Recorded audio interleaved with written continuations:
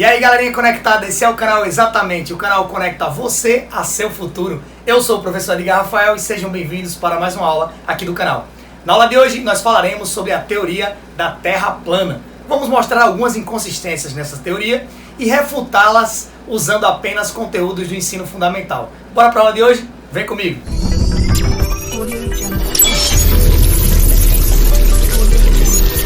Primeiro que fique claro que o objetivo desse vídeo não é desmerecer a teoria da Terra plana e muito menos ridicularizar alguma obra sobre o tema. Eu usarei aqui como referência uma das principais obras sobre a Terra plana. Eu não vou citar a obra nem o nome do autor para que não pareça que eu estou querendo desmerecer o trabalho desse autor, tá bom? Eu estou usando essa obra, é uma das principais, você vai encontrar na internet essa obra sobre a Terra plana. É só para separar os dados. O tamanho do Sol, o diâmetro do Sol, a altura que o Sol está da superfície da Terra, o diâmetro da Lua. Então, para efeito de conta, são alguns dados que eu vou utilizar, vai ser os dados dessa obra. E o objetivo não é confrontar o autor, tá bom? Então, todas as obras trazem dados parecidos, então, de certo modo, é só para apresentar dados consistentes da teoria da Terra plana, que estão em livros sobre Terra plana, tá bom? Então, eu vou usar esses dados como referência. E a gente vai tentar mostrar algumas inconsistências. E nós usaremos nessa aula apenas conteúdos do ensino fundamental para refutar a teoria da Terra plana, beleza? Outra coisa que tem que ficar claro para vocês é que é muito importante esse espírito investigativo, esse espírito científico que os terraplanistas possuem, né? O conhecimento empírico, vão lá verificar, fazer experimentos, testificar. Isso, galera, é ciência. Ciência tem que ser testificável, tem que ser verificável. Então, uma coisa para ser dita ciência, ela tem que ter um experimento e eu possa reproduzir esse experimento em qualquer lugar do mundo e isso acontecer. Caso o experimento dê certo, a teoria é confirmada. Mas caso um dos experimentos dê errado, essa teoria cai por terra e ela precisa ser reformulada. Então, de certo modo, as verdades na ciência, elas são verdades temporárias, tá certo? Então eu formulo uma teoria, essa teoria ela tem que estar sempre sendo verificada, testificada. Se em algum ponto o experimento não ocorreu de forma adequada, eu tenho que reformular aquela teoria. Isso é o espírito científico. E esse é o objetivo da escola. Ela tenta transmitir para você todo o conhecimento acumulado pela humanidade, claro, de forma superficial, tá bom? E não é ensinando, como diria Galileu, né? Ninguém ensina nada a ninguém. Você apenas mostra o caminho. Então o objetivo da escola é só estimular você, gerar, despertar uma curiosidade para que você aprofunde algum tema. Você possui habilidades em biologia, em química, você vai para a área da saúde. Então, quando você estiver na área da saúde, você vai estudar todo o passado, né? Hipócrates, o primeiro médico, aí vai ver os métodos e tal. Isso vai evoluindo. Primeiro, para que você compreenda o processo histórico. Segundo, para que você entenda o que está acontecendo no presente e que você mesmo seja capaz de reformular o futuro. Isso acontece em qualquer área, tá bom? Seja na engenharia, seja no direito, né? A gente estuda o direito romano, direito lá, a democracia de Atenas, direito francês, direito alemão, o direito no início do descobrimento do Brasil. E aí você vai estudando esse processo e tentando compreender a atual realidade que se encontra a área que você está estudando. Então é importante. Primeiro ponto que a gente vai abordar aqui sobre a teoria da Terra plana. Não é uma teoria recente, ela tem mais de 2.500 anos, tá certo? Então desde a antiguidade, lá na Grécia, existiam terras planistas. Eu vou começar aqui abordando o ponto sobre a velocidade de rotação da Terra. Os terraplanistas dizem: se a Terra fosse um globo e ela gira com alta velocidade, por que eu não percebo que é esse giro? Por que o vento não bate em mim? Por que eu não caio, já que é uma alta velocidade? Aí nós podemos contra-argumentar com isso utilizando uma das 3 leis que explicam o movimento. As 3 leis da mecânica, conhecidas também como as 3 leis de Newton. O primeiro princípio de inércia, né? A inércia. O que é inércia, professor? Inércia é a tendência que os corpos têm de permanecer em repouso ou em movimento até que uma força atue sobre eles. Veja bem, o movimento ele vem sendo discutido desde a antiguidade também. Parmênides, Heráclito, Aristóteles já falavam um pouco sobre isso, não tinham dado nome. Aí Galileu vem e fala sobre inércia, e Isaac Newton vem e explica ela de uma forma mais consistente. Olha, o primeiro exemplo de inércia é um exemplo do barco aí que eu vou trazer, tá bom? Onde ele diz: se o marinheiro subir no mastro de um barco e lá do mastro ele soltar um objeto, a pergunta é: esse objeto cairá para trás, cairá rente ao mastro ou cairá para frente? E aí faz a gente pensar o seguinte, vamos tentar fazer um exemplo aqui, porque bem básico, tá bom? Eu tenho um barco e lá no barco o marinheiro sobe no mastro, tá certo? Usa a imaginação aí, que é um barco. E aí tem um marinheiro, esse marinheiro vai soltar um objeto. A pergunta é: esse objeto cairá em linha reta, esse objeto cairá para frente ou esse objeto cairá para trás. Lembre, o barco está em movimento, tá bom? Lembre você que o barco tem uma velocidade aqui para frente, tá certo? Olhando esse exemplo do barco, dá a impressão que o objeto vai cair para trás. Por quê, professor? Já que o barco está indo para frente, quando você solta o objeto, ele vai cair para trás. Mas isso não ocorre, né? Foi verificado e é verificado na prática. Você pode fazer isso, o objeto cai exatamente em linha reta. Beleza? O objeto cai em linha reta. Vamos trazer para a nossa realidade. Quando você está comendo alguma coisa ou tomando algum refrigerante no carro e você solta a latinha, você joga a lata fora. Não deve jogar, né? É ecologicamente incorreto aí. Tem que jogar no lixo, deixar no carro. Mas supondo que você já tenha feito isso ou você viu alguém fazer. Quando você joga o objeto fora do carro, esse objeto cai seguindo essa trajetória. Vamos fazer aqui um carro. Então imagine aí que você arremessou um objeto do carro. Esse objeto, você tem a impressão que você está dentro do carro, você tem a impressão que o objeto caiu para trás. Mas na verdade, esse objeto, ele não caiu para trás. Ele seguiu a mesma velocidade, porque ele tinha a mesma velocidade do carro. Um observador de fora do carro vai ver esse objeto caindo assim, ó. Esse objeto vai cair para frente, seguindo a mesma trajetória do carro. Ô professor, e por que eu percebo a latinha caindo lá para trás, ou o objeto, ou o lixo que eu joguei? Porque lembre, meu querido, o carro vai estar um pouco mais à frente, tá bom? Então o carro manteve a velocidade. E quando você jogou o objeto fora do carro, você tem que lembrar que quando você jogou o objeto fora do carro, esse objeto foi perdendo velocidade. O carro manteve a velocidade. O carro manteve a velocidade. E o objeto foi perdendo essa velocidade. Então, a impressão que você tem aí, ó, é que o objeto caiu para trás, né? A relatividade dos movimentos. Dependendo de como você olha, ou seja, dependendo do espectador do movimento, de quem está vendo, ele pode ser percebido de forma diferente. Uma coisa é você que jogou a latinha do carro. Você vê o objeto caindo para trás. Mas quem está fora vê o objeto caindo para frente, beleza?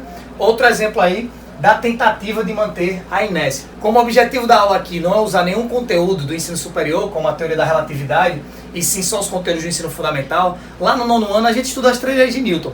Vamos trazer esse exemplo de inércia para o nosso cotidiano. Vamos dar um exemplo. Você está no carro. O carro está com o vidro fechado e lá dentro do carro tem uma mosca, beleza? A mosca está voando lá tranquilamente dentro do seu carro e você acelera, ou seu pai acelera o carro. Por acaso essa mosca ela é arremessada para trás do vidro e se estatala lá no final? Não, isso não ocorre, né? A mosca continua voando tranquilamente. Quando você vem dormindo no carro, seu pai está mantendo uma velocidade quase constante, perto de uma velocidade constante. Aí tá lá, você tá lá cochilando, sossegado. Aí seu pai freia, aí você para frente, você percebe o movimento. Quando o carro acelera, você para trás, você percebe o movimento. Então isso é a inércia. A inércia é a tendência de manter-se em repouso ou em movimento até que uma força atue sobre você. Veja bem, há 2 princípios de equilíbrio aí. Ou o corpo está em repouso, parado, ou ele está em movimento uniforme com velocidade constante.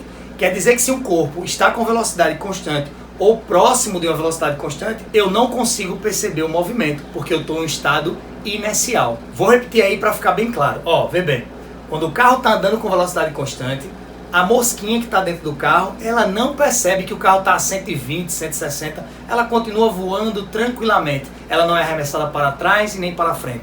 Você também, quando está sentado no carro, você não percebe isso. Existem apenas algumas maneiras de você perceber que o carro está movendo. É quando ele acelera, que aí aumenta a velocidade, ou quando ele freia, que é acelerar negativamente. Então, quando ele acelera, você vai para trás, quando ele freia, você vai para frente. Ou quando faz uma curva. Você percebe que quando a curva é para a esquerda, você é arremessado para a direita. Na verdade, você não é arremessado para a direita. É como o carro dobrou para a esquerda, você queria seguir em linha reta, inércia, queria seguir o seu caminho. Então, ó, a gente já consegue refutar essa ideia de que a Terra gira e que eu não percebo e tal. É o seguinte, pela inércia, galera.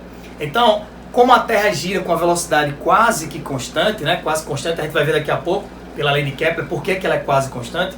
Eu não percebo essa velocidade de rotação, né? O princípio de inércia. É como se eu fosse uma mosquinha dentro do carro, né? E o carro seria o planeta Terra. Ô professor, e dá para calcular essa velocidade com que a Terra gira, só para a gente ter noção? Dá para a gente fazer uma estimativa. Veja bem, um dia tem 24 horas.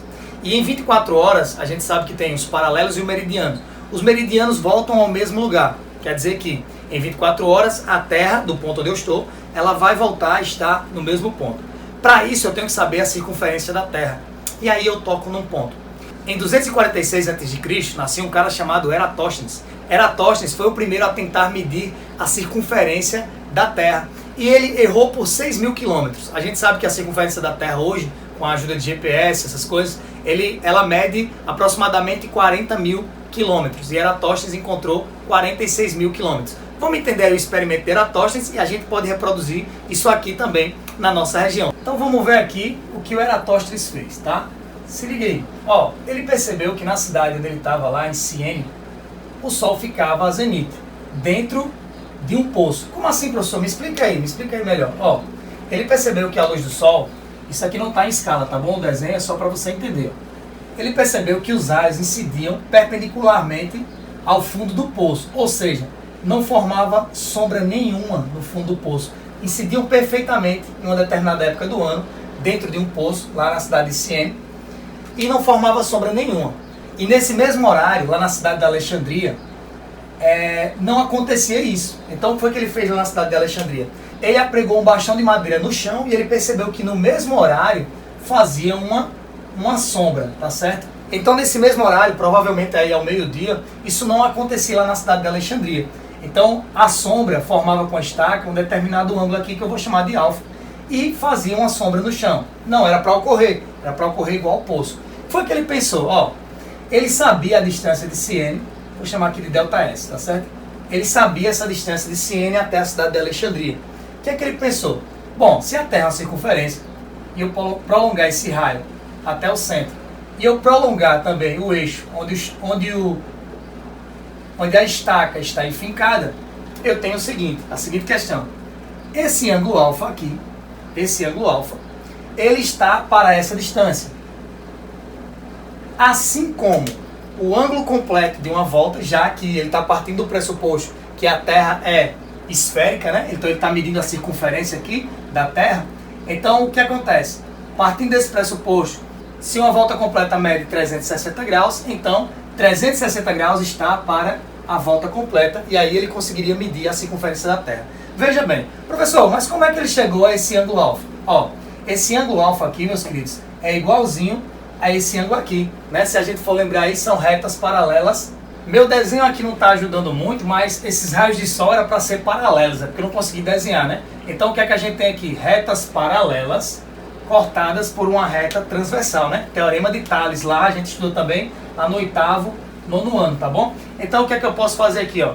Se são retas paralelas, se eu até reproduzir aqui esse desenho, os raios do Sol seria isso aqui, né? Retas paralelas cortadas por transversais, por uma transversal. Então eu tenho esse ângulo alfa aqui, consequentemente esses ângulos aqui são correspondentes, né? Eles são iguais aqui, alfa e alfa, e esses dois ângulos aqui são opostos pelo vértice. Então aqui também seria alfa. Ou seja, o ângulo da sombra aqui, o ângulo formado pela sombra, era o mesmo ângulo que ele estava medindo, que estava para a distância de Siene até Alexandria. Então veja, ele fez só uma conta básica, ele fez assim, ó, 360 está para a distância total, para a circunferência da Terra, vou botar aqui.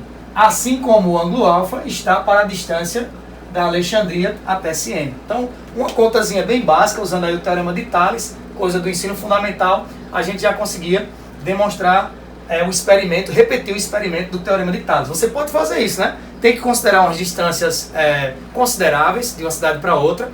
A cidade tem que estar próxima da linha do Equador para acontecer esse fenômeno aqui, dos raios paralelos incidir sem formar sombra, está a zenite, né? E você ter uma cidade, saber a distância de uma cidade até a outra e fazer essa ideia da sombra. Talvez o erro, né? Hoje a gente sabe que a circunferência da Terra é de aproximadamente 40.000 quilômetros e o Eratóstenes encontrou aí 46.000 quilômetros.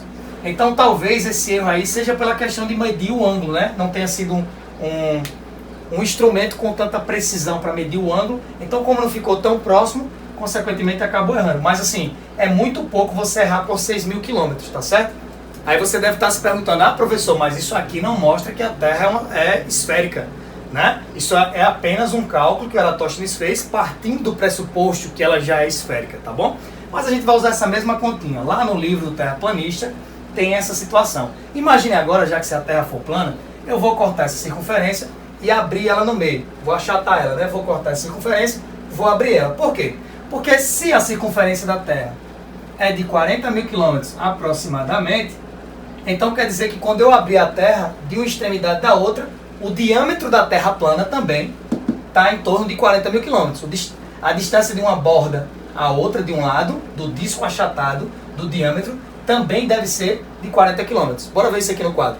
Se com aquele cálculo a gente encontrou aproximadamente a circunferência da Terra esférica, e se eu achato a Terra esférica, ou seja, se eu abro a Terra esférica e torno ela plana, torno ela tipo uma moeda, né?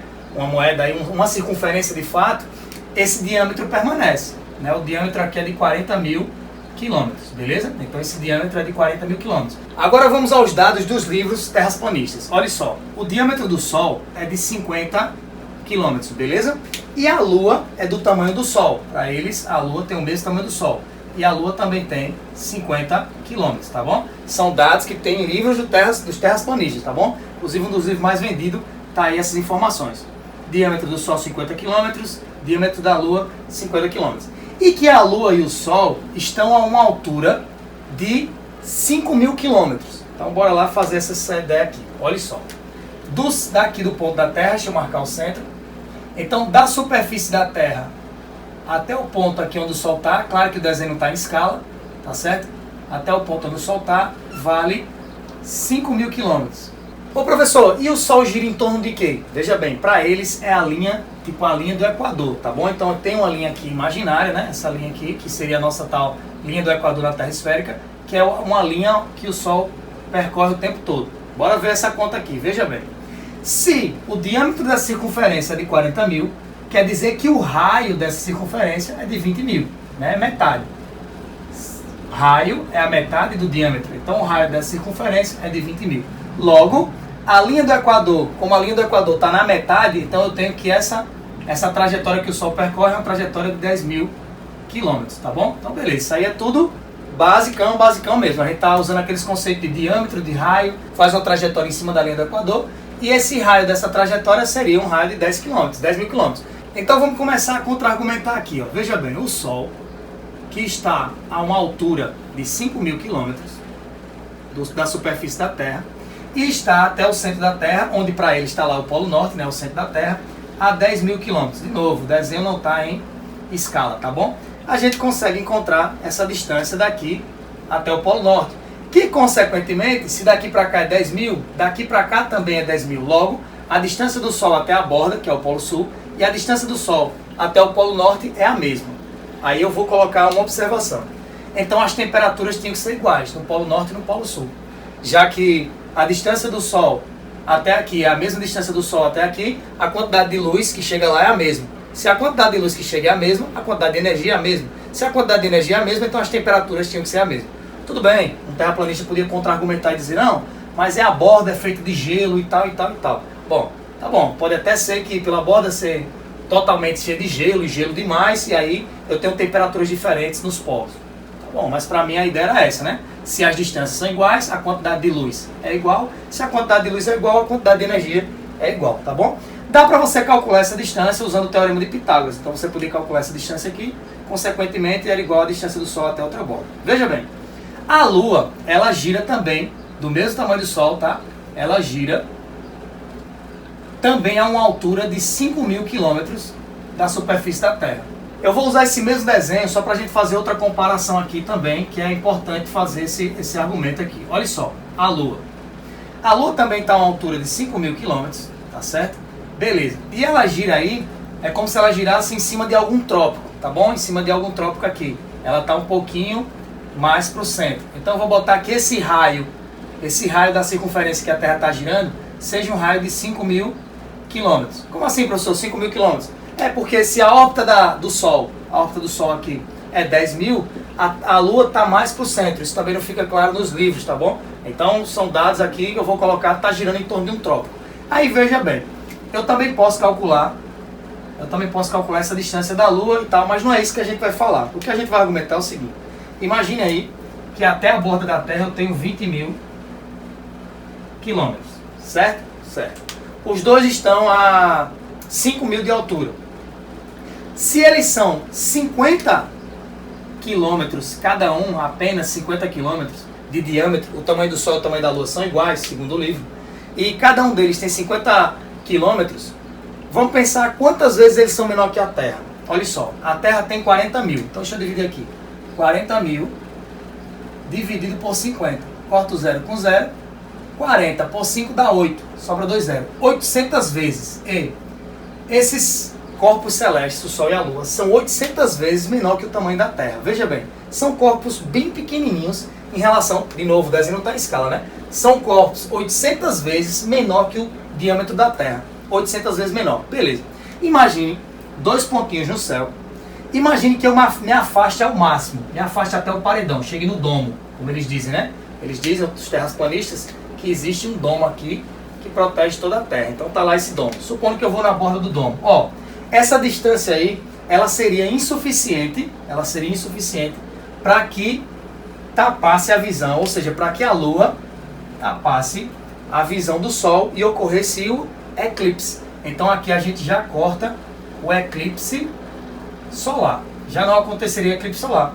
E muito menos o eclipse lunar. E outra coisa, como é que aparece aqui as fases da Lua? Quem é aquela sombra que aparece na Lua, né? Aí a gente já vai para outro tipo de teoria, que é fora, várias teorias da Terra plana, que o Sol gira fora desse domo. Aí como o Sol gira fora desse domo, a Terra faz uma sombra na Lua e é por isso que a gente vê as fases da Lua. Ixi, muito complicado, né? De acordo com esse livro, não tinha eclipse solar e não há também o eclipse lunar, tá bom? Os dois aqui não existem. Cancela eclipse solar, cancela eclipse lunar e cancela as fases da Lua. Não entraremos em cálculos aqui, mas a gente podia até calcular a distância necessária do afastamento para que esses dois raios, ou seja, para que a Lua fizesse uma sombra no Sol, tapasse o Sol. E ainda assim, mesmo que ocorresse o eclipse solar, mesmo ocorrendo o eclipse solar, eu conseguiria prever isso mensalmente, ou talvez até semanalmente, ou talvez até todo dia eu saberia exatamente onde teria um eclipse. E você sabe, não é tão simples assim. Os eclipses solares, eles não ocorrem com tanta frequência, levam um intervalo de tempo muito grande. E professor, me explica aí, por que esse eclipse solar ele não ocorre com tanta frequência? E quando ocorre o eclipse solar, eu não consigo observá-lo de qualquer canto da Terra. Então, para que ocorra o eclipse solar, a gente tem a seguinte situação. Desenho fora de escala, tá certo? Só para a gente entender aqui. Então, vamos entender aqui essa questão do eclipse solar, né? O Sol emite raios, tá certo? Então, ele emite raios aqui. E a gente estuda lá em óptica também, no início, lá no 9º ano, a gente vê um pouquinho disso aí, fala um pouquinho de óptica, né? Os princípios de propagação retilínea da luz e tal, fala sobre sombra e penumbra. Aí veja bem como é a região onde ocorre o eclipse. O Sol está emitindo raios solares aqui e a gente estuda lá sobre sombra e penumbra. Sombra é essa região mais escura. Olha a região de sombra, ó, ela só bate em um único pontinho aqui na Terra. Supondo aqui nesse caso bem pertinho da linha do Equador, nesse desenho que eu fiz aí. Então era só nessa região aqui todinha que eu conseguiria observar esse eclipse em uma delas só, não é em todos os pontos não. Em um único ponto lá da Terra, em um intervalo muito pequeno de tempo, eu conseguiria observar o eclipse total, porque aqui é a região de sombra, beleza? Essa outra região a gente conhece como penumbra. E na penumbra é uma sombra, é aquela sombra não tão forte como a áurea, né, que fica do lado da sombra, é uma sombra mais clara, vamos dizer assim, ocorreria o eclipse parcial, e a gente precisaria de algum tipo de equipamento para ver eclipse. Eu mesmo me recordo lá, quando eu estava no ensino fundamental, que a professora fez até uma caixinha para a gente conseguir observar o eclipse, porque na notícia, no dia anterior, eu fiquei, caramba, amanhã vai escurecer tudo, o eclipse vai ser massa. E aí quando chegou na hora não aconteceu isso, não escureceu, eu tive que acompanhar o eclipse por uma caixinha. Por quê? Porque eu não estava bem localizado no ponto onde ocorreu o eclipse. Einstein, lá no início do século passado, não sei dizer bem a data, mas ele observando os eclipses para estudar a questão da curvatura da luz, né, que a luz sofria a curvatura em relação à questão da gravidade e tal, ele vem para aqui, para Sobral, né? Uma equipe dele vai para Sobral e outra vai para uma ilha, onde eles iriam acompanhar o eclipse para ver essa questão da trajetória da luz. Pô, fantástico. Então veja, os caras passaram anos e anos estudando, prevendo, para saber o local exato onde aconteceria o eclipse. E na Terra plana, seria, eu até queria que fosse, né? Porque seria bem mais fácil a gente estar observando o eclipse. E veja a condição, seria uma distância muito grande, muito maior do que o próprio diâmetro da Terra, para a gente conseguir acompanhar esse eclipse. Era complicado, né? E aí, galera, cancela também na Terra plana as fases da Lua, porque veja bem, quando a Lua está aqui desse lado, a gente chama de Lua cheia, né? Quando ela está aqui, a gente chama de Lua nova. Aqui, Lua crescente. Que aqui no hemisfério sul a gente vai ver ela assim, ó, parecida com um D. Então tem até aquela ideia assim, no hemisfério sul a Lua mente. Quando você vê um D no céu, é porque ela está crescente. Quando você vê um C no céu, é porque ela está minguante. Porque dependendo do hemisfério que você tá, você vai enxergar essa sombra diferente, né? A galera lá no hemisfério norte vai ver C, enquanto a gente tá vendo um D. Então D de decrescente, ela é crescente. C de crescente é porque ela tá minguante. São as 4 fases da Lua.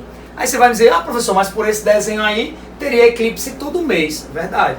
Só que aí é o seguinte, a órbita da Terra em torno do Sol, né? Que você sabe que são órbitas elípticas, a gente estudou também na lei de Kepler. Não vou falar porque é assunto do ensino médio, mas a gente vê um pouquinho também lá de ciência, professor de ciência falando sobre isso lá no 9º ano, tá certo? A trajetória da Terra é uma trajetória elíptica e ela gira em um plano. E a Lua, ela gira em outro plano. Vou melhorar esse desenho aqui só para você entender a ideia. Ó, aqui é o Sol.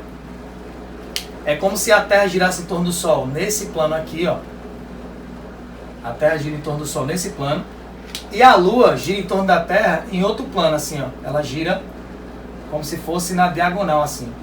Então essa posição aqui, Sol, Lua e Terra, para que ocorra o eclipse, ela é bem complicada, é bem rara de acontecer, né? A Lua tem que passar aqui, ficar numa posição bem estratégica, devido a essas órbitas. Claro que eu forcei aqui a inclinação, né? Eu forcei a inclinação em relação ao plano, o azul é o plano de órbita da Terra, e aqui é a inclinação da órbita da Lua, tá bom? Então, segundo a teoria da Terra plana aí, cancela todas as fases da Lua, cancela toda a astronomia aí dos maias, astecas, egípcios, babilônicos, que dividiram aí nosso mês em semanas, de acordo com a fase da Lua, 4 fases da Lua, 4 semanas, cancela o ano, né, o nosso calendário solar, que é o ano, é quando o ciclo começa a se repetir, 365 dias e algumas horas aí, onde as coisas começam a se repetir. Cancela também, galera, as estações do ano, porque veja, se eu tenho a Terra que é plana, e eu tenho uma órbita do Sol, que eu vou fazer aqui em vermelho, e ele está sempre passando nos mesmos lugares, né? Ele está sempre passando nos mesmos lugares, então quer dizer que o clima nessas regiões era sempre o mesmo, já que o Sol também mantém sempre a mesma distância dos 5.000 quilômetros que a gente falou lá. Se o Sol está sempre a 5.000 quilômetros, e ele está sempre girando aqui em cima dessa órbita, quer dizer que o clima nessa região era tudo igual. Aí você pode dizer, professor, mas faz sentido, porque próximo à linha do Equador, os climas são bem parecidos. São bem parecidos, mas não são iguais não, tá bom? Aqui seria o Trópico de Câncer e aqui seria o Trópico de Capricórnio, beleza? A Lua gira em cima desse trópico aqui, o Trópico de Câncer. O Sol gira em torno da linha do Equador. E aí a região entre os trópicos, o clima é bem parecido. Professor, então as estações é isso aí, é possível. Beleza. Nessa região aqui onde estaria a região aqui nordeste do Brasil, né? Essa região intertropical aqui teria um clima bem parecido. Beleza. Mas como é que você me explica as estações bem definidas no sul do país? Porque lá eu tenho primavera, outono e inverno. Porque se todo dia está a mesma distância, mesma quantidade de luz, mesma quantidade de energia, como é que eu vou diferenciar as estações? Então fica complicado aí, né? A primavera, outono e inverno fica difícil. Já nesse modelo você sabe, né? A Terra tem uma inclinação, ela tem um eixo de inclinação aqui, norte e sul. E aí, digamos que ela está nesse ponto aí, quem é mais iluminado? A região sul. Aí na região sul está acontecendo o verão, enquanto na região norte está acontecendo o inverno. Percebe? A região sul está sendo mais iluminada, recebe mais energia, logo está acontecendo o verão, né? A gente chama de solstícios, tem um solstício de verão, solstício de inverno. E aqui seriam os equinócios, onde a Terra, tanto o hemisfério norte quanto o hemisfério sul, já que ela está girando, receberiam a mesma quantidade de iluminação, né? E aí eu teria as estações de primavera e o outono. Aqui seria o inverno. Aqui seria o inverno para o sul e o verão para o norte, né? Então a gente está estudando aí só uma parte de geografiazinha também, bem básica. A gente aprende lá no 8º ano essa questão das estações do ano. Então cancela aí também na teoria da Terra plana, estações do ano não existe. Então também não haveriam as estações do ano. A órbita dos corpos celestes, durante muito tempo achou-se que era uma órbita circular. E hoje, pela teoria de Kepler, é uma órbita elíptica. Ela explica até porque a gente consegue ver o tamanho do Sol às vezes um pouco maior, às vezes um pouco menor, porque o Sol ocupa um dos focos da elipse, né? A elipse é uma circunferência achatada. Então a órbita é mais ou menos assim, o Sol ocupa um dos focos dessa elipse, tá certo? O Sol ocupa um dos focos, e a gente tem até, quando está estudando, eu não vou falar porque é assunto do ensino médio, mas só para você entender aí, se familiarizando, quando a Terra está mais próximo do Sol, a gente chama de periélio. Quando ela está mais longe do Sol, a gente chama de afélio. Então tem um ponto aqui, periélio e afélio. E no início da aula, eu disse assim, ó, a velocidade da Terra é quase constante, passa imperceptível, quase constante, porque é uma compensação. Quando ela está mais longe, ela tem uma certa velocidade. Não é tão achatada assim essa elipse. Eu exagerei aqui, mas ela é um pouquinho, né, como um ovo, até menos um pouquinho. Quando a Terra passa próximo ao Sol, ela acelera um pouquinho para compensar a quantidade de radiação, tá bom? Então quando ela está no periélio, ela acelera a velocidade. E aí tem as 3 leis de Kepler, para você ficar curioso aí e pesquisar, né? Que é a lei das órbitas elípticas, lei das áreas, os corpos celestes percorrem áreas iguais em intervalos de tempos iguais. E a terceira lei, a lei dos períodos, que é aí onde a gente consegue provar as distâncias entre os planetas. Eu conheço a distância da Terra ao Sol, eu sei o período de translação da Terra em relação ao Sol, eu consigo, por comparação, ver a distância dos outros planetas, as órbitas dos outros planetas e descobrir o raio médio, tá bom? Então tudo isso pode ser repetido e reproduzido. Então em momento algum é desmerecendo a teoria da Terra plana, eu só acho que faltou um pouco de atenção, né? Mais atenção nas aulas do ensino fundamental, um pouquinho de mais atenção no ensino médio, né? E também até no próprio mundo à nossa volta. Ó, essa questão dos tamanhos que eu comentei com você aqui, já que a órbita é elíptica, por isso que a gente vê, e a órbita da Lua também é elíptica, por isso que a gente vê o tamanho dela mudar. Olha aí, ó, na Terra plana não tinha como mudar esse tamanho. Eles dizem que chama de ponto de fuga. O que seria esse ponto de fuga, né? A galera da arquitetura vai manjar aí, pela perspectiva. É um pontozinho lá, galera, alguns artistas aí até usam, né? Eles dizem que quando um objeto vai se afastando, ele vai diminuindo o seu tamanho. E aí é verdade, né? A gente podia até notar isso não. É perceptível. A gente fez a conta lá, o Sol é 800 vezes menor que a Terra. Se o raio da trajetória do Sol aqui, que é a linha do Equador, até o centro, é de 10.000 quilômetros, então é possível esse Sol diminuir de tamanho. Por exemplo, quando o Sol estivesse aqui nesse ponto, quem estava aqui desse lado ia ver o Sol bem pequenininho e ia ver o Sol bem pequenininho. Agora tem uma situação bem complicada aí, em relação à cor. Por que a cor do céu muda e por que a cor do céu é azul? Será que é porque Deus é menino? Claro que não, né, galera? A gente estuda um fenômeno aí chamado de dispersão, melhor dizendo, refração. Quando a luz passa de um meio para outro, ela sofre um desvio em relação à reta imaginária que a gente chama de reta normal. Veja bem, quando a luz passa de um meio menos refringente para um meio mais refringente, ela sofre um desvio, tá certo? Se aproximando da reta normal. Professor, prove isso aí para mim. Olha só, você está dentro da piscina e tem um pássaro. Aí o pássaro está passando lá, você está olhando dentro da piscina com óculos. Aí você começa a observar esse pássaro de dentro da piscina. Aí veja bem, quando você está observando de dentro da piscina, a impressão que você vai ter é que esse pássaro, estou exagerando o desenho aqui, vai estar bem mais alto que o normal. Aí quando você sobe, sai da piscina aqui, olha, o pássaro está mais baixo. Por quê? Isso mostrou que a luz sofre sim um desvio. Isso acontece também do contrário, né? Quando você está lá fora de um lago e lá dentro do lago tem um peixinho. Aí lá dentro do lago tem um peixinho. Você sabe, cuidado, né, para não confundir. Cuidado para não confundir e achar como os gregos. Os gregos achavam que era como o Ciclope do X-Men. Você emite os raios e enxerga o objeto, não é assim não. O objeto ele reflete a luz, né? Então a luz sai do objeto até você. Então quando essa luz sai do objeto, do peixinho, até você, ela sofre também um desvio. Deixa eu fazer assim. Então quando essa luz sai do peixinho até você, ela também sofre um desvio. Ela se afasta da normal, o ângulo dela aumenta em relação ao normal. Por quê? Porque ela saiu do meio mais refringente, que é a água, para um meio menos refringente, que é o ar. Então ela se afasta. O contrário, quando sai do menos para o mais, ela se aproxima da normal. Tá? Isso é um assunto lá do ensino médio, mas no ensino fundamental a gente vê um pouquinho de óptica também. Aí o que é que acontece? Quando você olha para o lago, aí você vê o peixinho aqui, ó, mais em cima. Por isso que você vai tentar pegar o peixinho dentro do lago, aí você diz, peixe rápido danado, vai tentar pegar o peixe e não consegue pegar o peixe. Porque ele não está, né, perto da superfície, ele está mais a fundo. A luz que ele emitiu para você sofreu um desvio. Então isso prova que a luz, quando passa de um meio para outro, sofre um desvio. Professor, aonde o senhor quer chegar com isso? Eu quero chegar no seguinte, que a Terra está encoberta por uma camada de ar, que a gente chama de camada atmosférica, beleza? Então tá aí. Então a Terra, ela está encoberta por uma camada de ar. Quer dizer que quando os raios do Sol vêm, eles sofrem um desvio, tá bom? Esse desvio, se a gente for comparar com a reta normal, já que ele está passando de um meio menos para o mais, é como se estivesse acontecendo isso. Então ele sofre um desvio se aproximando da normal, tá bom? Se aproximando aqui da normal. Veja bem o que é que acontece em relação a esse desvio. Acontece um fenômeno chamado de dispersão, a gente pode fazer até com um prisma. Emitir luz branca, o prisma acontece a refração, né, que é passar do meio e sofrer desvio, o fenômeno da refração, não a reflexão. Aqui quando a luz bate, ela parte é refletida, parte é refratada. Nessa refração acontece o fenômeno da dispersão. A luz se espalha, porque a luz branca ela contém o VAV-VAV, todas as cores do espectro eletromagnético. Violeta, azul, anil, verde, amarelo, alaranjado e vermelho. Quando ela sofre desvio, a frequência que fica...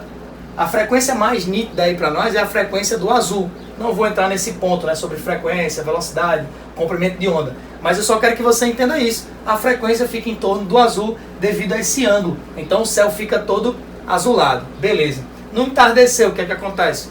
O ângulo muda, né, o ângulo em relação dos raios solares mudam. E ele vai tendendo para que frequência? Ele vai tendendo para a frequência do amarelo, do alaranjado e do vermelho, além de diminuir o tamanho. Então beleza. O ponto de fuga pode ocorrer na Terra plana, tranquilo. Estava valendo, afastou tanto que diminuiu o tamanho, beleza, tranquilo. Agora sim, a mudança de cor em relação a esse afastamento, para pender para o vermelho, não tem como eu pegar uma parede azul, já que o domo, supondo aí o domo fosse azul, não tem como eu empurrar uma lanterna aqui branca, uma lanterna vermelha, ou no caso do Sol, né, uma lanterna branca mesmo, e ele começar a ficar azul, e depois quanto mais próximo lá do fundo desse domo, mais para perto, eu ficar com ele amarelado, alaranjado, vermelhado. Aí, galera, falta a gente focar o quê? A galera da Terra plana. Estudar mais um pouquinho de óptica, né? Para deixar a teoria mais consistente aí. Então, óptica básica aí do ensino fundamental. A gente vê também no 9º ano. Estuda refração, reflexão e dispersão. Beleza? Então você percebe aí, né? As inconsistências no modelo terraplanista, ele é em conceitos bem básicos, né? Eu mesmo fiquei frustrado, tá? Como estudante de matemática e de física, lendo a obra, eu não vi nenhuma, não que eu quisesse ver tipo cálculos, tá entendendo? Mas eu queria ver alguma demonstração, algum cálculo, algo que provasse, né? Alguma coisa que me provasse, por exemplo, como foi que eles calcularam o diâmetro do Sol? Como é que eles calcularam o diâmetro da Lua? Como é que eles calcularam a altura? E hoje eu posso calcular, tem cálculo do ensino superior tranquilo aí, só que vai usar integrais, derivadas, etc. Mas dá para calcular o diâmetro do Sol, dá para calcular a distância do Sol até a Terra, dá para calcular o diâmetro da Lua, a distância da Lua até a Terra. Então existem cálculos, né, na literatura que eu posso ler e reproduzir, tá certo? Ler, reproduzir, estudar, e lá eu não vi, eu só vi números e me deram os números lá, o diâmetro do Sol, a altura, mas... E eu não vou nem entrar no assunto gravidade, tá certo? Porque gravidade já envolve conteúdos do ensino superior e também... Mas há uma inconsistência em relação à gravidade, né? Se a Terra fosse plana, a gravidade não faria sentido a gravidade existir. Porque para compensar a gravidade em relação ao centro da Terra, eu teria que inclinar os prédios, quanto mais distante, para compensar a força da gravidade, quanto mais distante do centro da Terra, né, segundo os terraplanistas, eu teria que inclinar os prédios. Então, como os prédios não são inclinados para compensar, e quando a gente fosse andando para a borda, a gente teria que ir se inclinando, que era como se estivesse subindo uma montanha. Logo, na Terra plana não existe gravidade. Então, como não existe gravidade, para os terraplanistas, eu não vou nem refutar com eles com a coisa que não existe. Então, como para os terraplanistas não existe a gravidade, eu não vou nem tocar nesse ponto. Mas para os terraplanistas existe o magnetismo, né?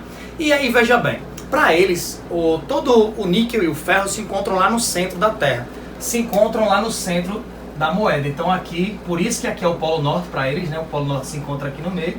E aí todas as bússolas apontam para o norte exatamente porque todo o níquel e o ferro se encontram no centro. Veja bem, se a Terra continua sendo plana, mesmo para o magnetismo, que eles estudam tanto magnetismo e sabem tanto de magnetismo, olha, eu não teria esses campos magnéticos nos outros polos, no Polo Sul e no Polo Norte, aquelas questões de aurora boreal, porque se está tudo concentrado, estaria bem organizado. E você sabe que a Terra esférica, o níquel e o ferro, por serem mais densos, estão lá no centro, em magma de forma líquida, e essa oscilação que gera até um campo elétrico, e esse campo elétrico é que vai gerar um campo magnético, aí vai envolver fenômenos de aurora boreal, e essas oscilações do nosso campo magnético terrestre e tal. Então, se a Terra fosse plana, eu não teria essas oscilações do campo magnético, essas inversões magnéticas, nada disso aconteceria não tem essa questão de inversão dos polos. Como assim? Se estaria no centro, estaria tudo bem organizado ou tudo desorganizado, né? Eu só encontraria fenômenos magnéticos aqui.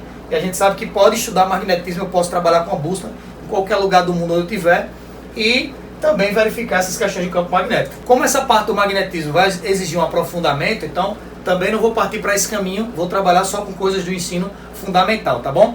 E agora eu queria falar dos experimentos mais da hora que tem dos terraplanistas, que é aquele com a câmera, né? Eles pegam um telescópio, sei lá, com a câmera, que eles observam, eles veem o barco, que é um dos argumentos da Terra esférica, que é quando o barco vai sumindo no horizonte, na verdade é porque ele vai seguindo a esfericidade da Terra e aí ele some do horizonte e eu não consigo mais enxergar esse barco. Aí veja bem, eles vão pegar uma câmera e aproximam, né, dão um zoom e conseguem ver de novo o barco, trazer o barco à tona novamente. Então é possível observar o barco dando um zoom. É da hora esse experimento. Veja bem, a luz ela pode se comportar como uma onda e como uma partícula. As ondas elas sofrem desvios na nossa camada, elas sofrem desvio na camada atmosférica. Se as ondas sofrem desvio e a luz ela se comporta como onda e como partícula, ela também sofre desvio. E veja, a visão ela não sai dos meus olhos até o objeto.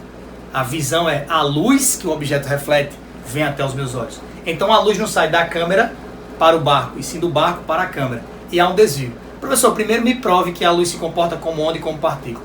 Se tranque no quarto, apague todas as luzes, vai ficar escuro de imediato. Daqui a pouco começa a clarear e você vai estar vendo o contorno dos objetos e até consegue caminhar no seu quarto tranquilamente sem bater em nada. Por quê? Olha, por mais que você tape tudo, embaixo no seu quarto, na porta, tem uma frechazinha. Aquela parte iluminada é a luz se comportando como partícula. De forma simples, claro, né? Estou usando um exemplo bem corriqueiro aí. Então aquela parte iluminada é a luz se comportando como partícula, se propagando em linha reta. E o quarto ficar totalmente iluminado é a luz se propagando como onda. Então ela espalhou por todo o ambiente. Então veja bem, a luz se comporta assim como onda e como partícula. Se ela se comporta como onda, ela sofre desvio da mesma forma que as ondas de rádio. Quando eu faço uma ligação, por exemplo, de, sei lá, do Nordeste lá para a região Norte, lá para Manaus, aí eu ligo. Cara, se fosse pela curvatura também e as ondas não sofressem desvio, eu não conseguia ligar. Porque se as ondas iam ficar em linha reta, né? Elas iam sair da atmosfera e não iam fazer essa curvatura até chegar no ponto onde a ligação quer. Do mesmo jeito é a luz. Aí você vai dizer, tá, professor, me convence de jeito nenhum. Tá bom. Já vou falar no fenômeno da Fata Morgana. Olha, um exemplo bem simples aí. Não é bem Fata Morgana, mas pra gente mostrar que a luz sofre esse desvio. Quando você está andando no asfalto quente, a densidade do ar muda. Ó, lá embaixo no asfalto é bem quente. Quente, quente, quente. Então o ar está mais rarefeito. As partículas estão mais espalhadas. Acontece o fenômeno da refração. Acontece o fenômeno da refração. Quando está tão quente que fica pouco denso, aí o ar mais distante do asfalto fica mais frio, está mais denso. O ar perto do asfalto está mais quente, fica menos denso. Acontece o fenômeno da reflexão total. O que é a reflexão total, professor? É a luz bater e ser refletida. Então, quando você está andando no asfalto, você percebe que parece que tem umas poças de água. E não é poças de água, na verdade, é uma reflexão. Esse fenômeno também é conhecido em outros lugares, em maior escala, claro, como no fenômeno da Fata Morgana. Fata Morgana é essa reflexão. Então a luz sofre essa reflexão. Professor, me explica aí então como é que eles conseguem dar esse zoom. Olha só, eu não vou aprofundar, tá bom? Mas é uma coisa só para você entender como seria o estudo em cima de provar isso. Ó, eu ia trabalhar com densidade do ar, a densidade de partículas. Veja que o ar que está perto da água, ele é mais denso, tem mais partículas evaporando. E a água não mantém, a água não permite aumentar tanta a temperatura, já que a água tem uma alta capacidade térmica e um alto calor específico. Então, perto da água, vamos dizer assim, até a altura do barco, vamos dizer que o ar está mais denso, mais úmido. E vamos colocar aqui acima do nível do barco, o ar está mais rarefeito, menos denso. Logo, a luz que sai do barco, que é refletida, ela vai sofrendo desvio. Ela vai sofrendo desvio, por isso que ela acompanha a câmera. Então vai do potencial da câmera de visualizar. Claro, galera, eu estou dando um exemplo bem simples aí, a gente não está sendo, né, tão científico para não exigir tanta conta, tanta matemática e tal. Mas é só para você entender que é possível você pesquisar, né?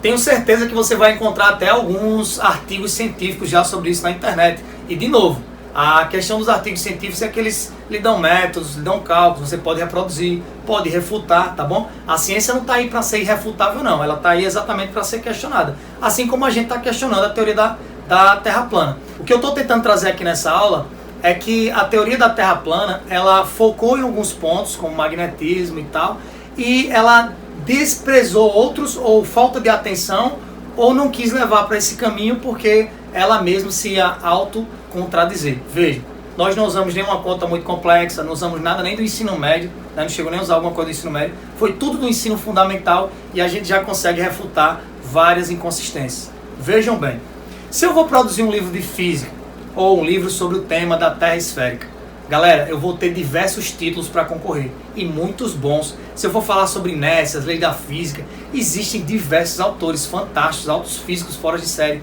Então eu vou partir para uma concorrência muito alta. Mas se eu escrevo um livro sobre terra plana, galera, tem um top 10 aí terra plana, eu seria o top 11. Porque eu falo sobre um livro, é uma teoria assim, que ninguém produziu muita coisa, por ela mesma talvez as pessoas reconhecerem que ela não é tão, né, verificável, ela se autodesconstrói.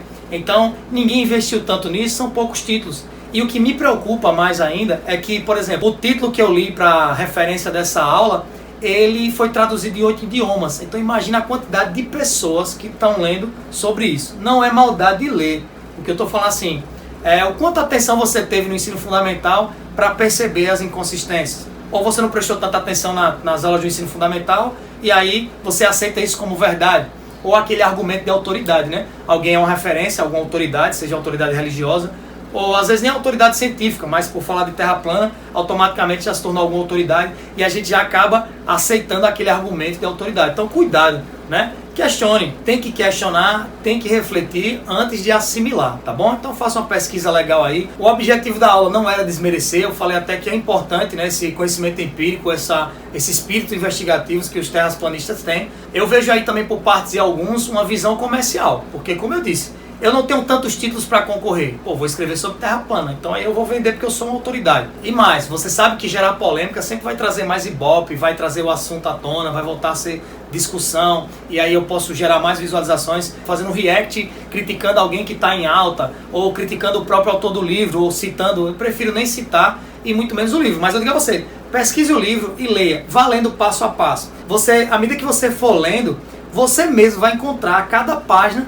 algo que você vai dizer, poxa, consigo contradizer, isso aqui está equivocado e tal. E essa é a leitura científica, é para isso que serve, né? Eu acho que a parte importante desse assunto terra plana ter vindo à tona é a gente discutir, voltar a discutir isso. Talvez devêssemos melhorar as abordagens em relação aos temas, como é transmitido para os alunos, ou, outra em contrapartida, os alunos deveriam prestar mais atenção, né, nas aulas, porque, e mais, não esperar que o professor lhe diga onde você vai aplicar o conteúdo que você está aprendendo. Não, você tem que raciocinar e dizer, cara, eu absorvi determinado conhecimento, eu tenho a base para isso, poxa, eu posso aplicar aonde? Então, se toda hora a gente ficar esperando aonde é que vai aplicar, não, já está o conhecimento mastigado? Não, cara, você já está absorvendo aquela parte superficial que eu falei de todo o conhecimento produzido pela humanidade.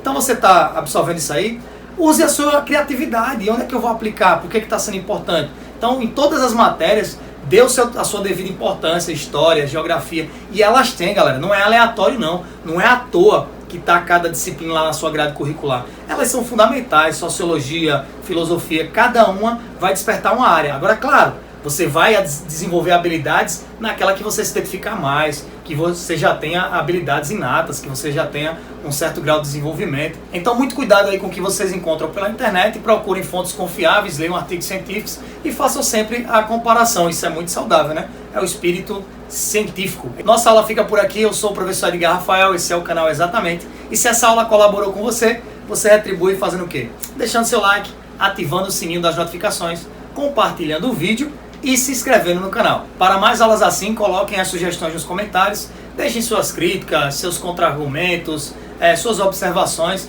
tá certo? Isso é muito pertinente, é importante, eu até agradeço a você por isso. Nossa aula fica por aqui, fiquem com Deus e lembre-se, quando a gente se vê, a gente se encontra. Até a próxima aula.